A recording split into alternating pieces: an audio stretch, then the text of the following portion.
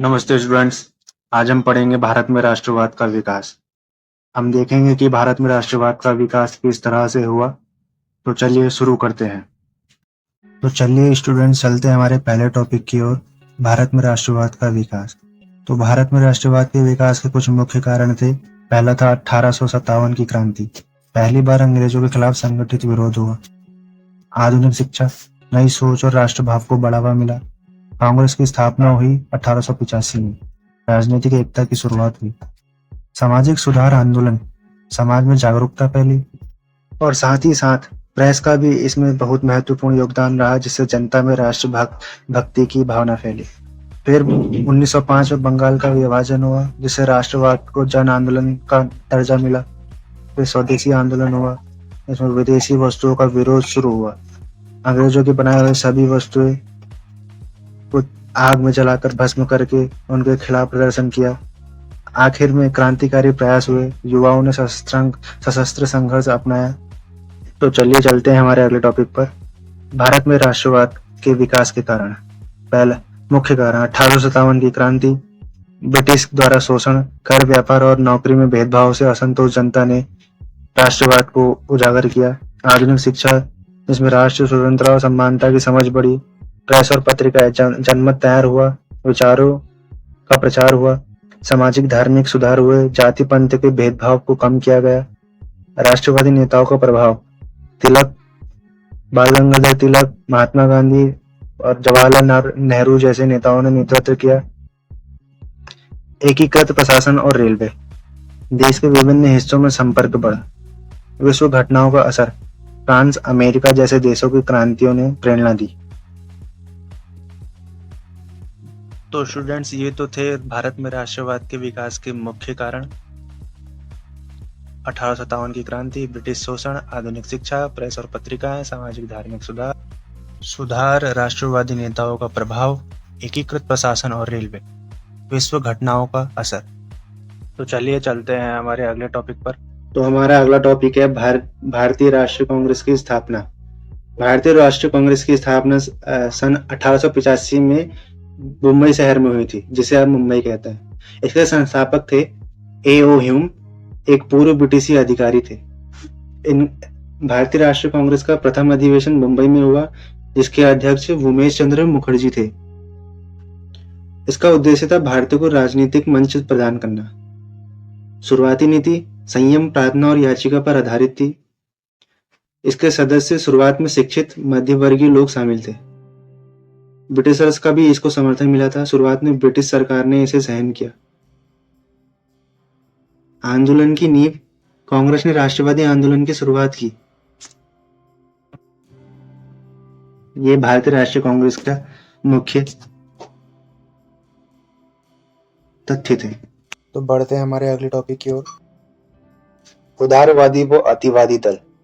उदारवादी दल 1885 से लेकर 1905 में संवैधानिक सुधारों में विश्वास रखते थे।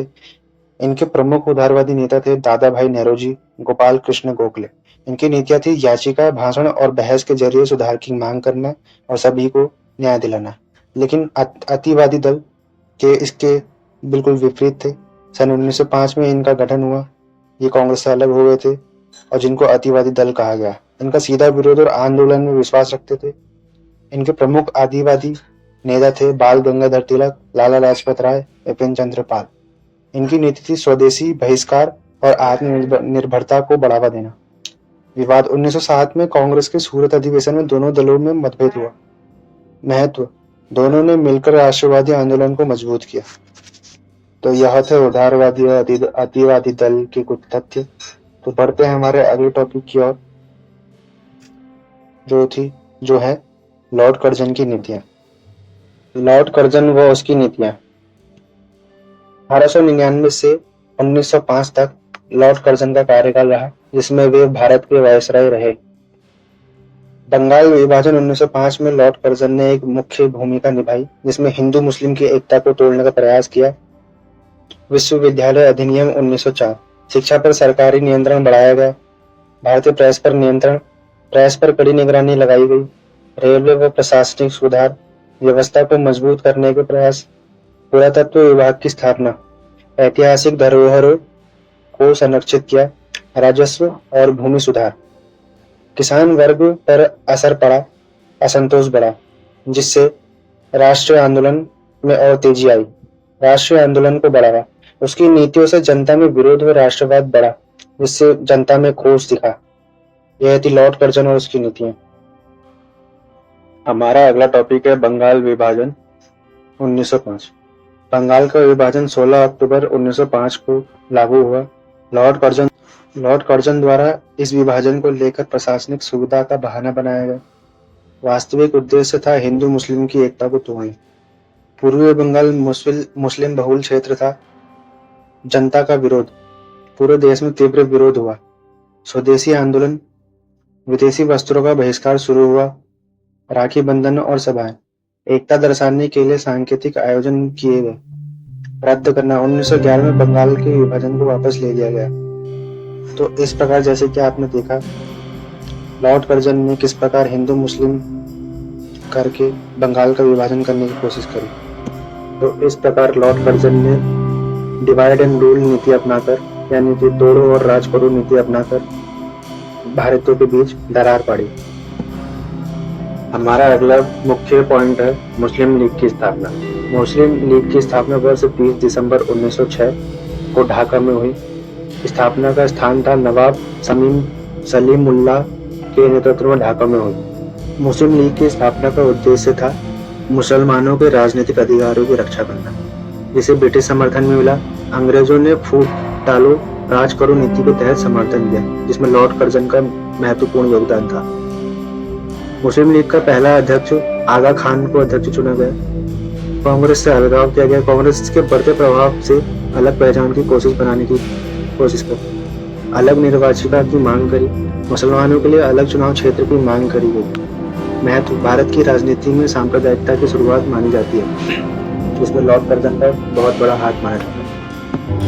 हमारा अगला टॉपिक है सूरत अधिवेशन एवं कांग्रेस का विभाजन।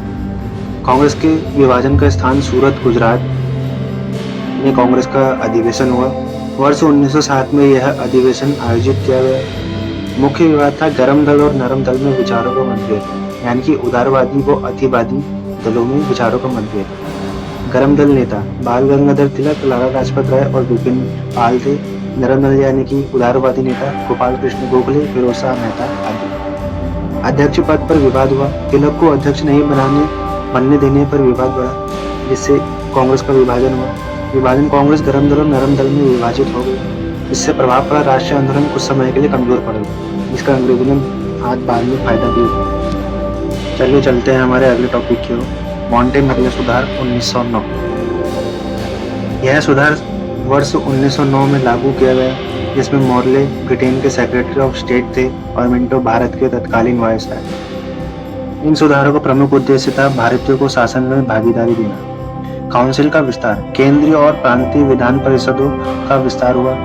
अलग निर्वाचिका, मुस्लिमों को अलग चुनाव क्षेत्र मिला, जिसे सांप्रदायिक अधिकार या आधार भी कहते हैं। सीमित अधिकार, भारतीय सदस्यों को चर्चा का अधिकार पर निर्णय शक्ति नहीं थी। आलोचना, इस सुधार ने हिंदू मुस्लिम एकता को कमजोर किया था।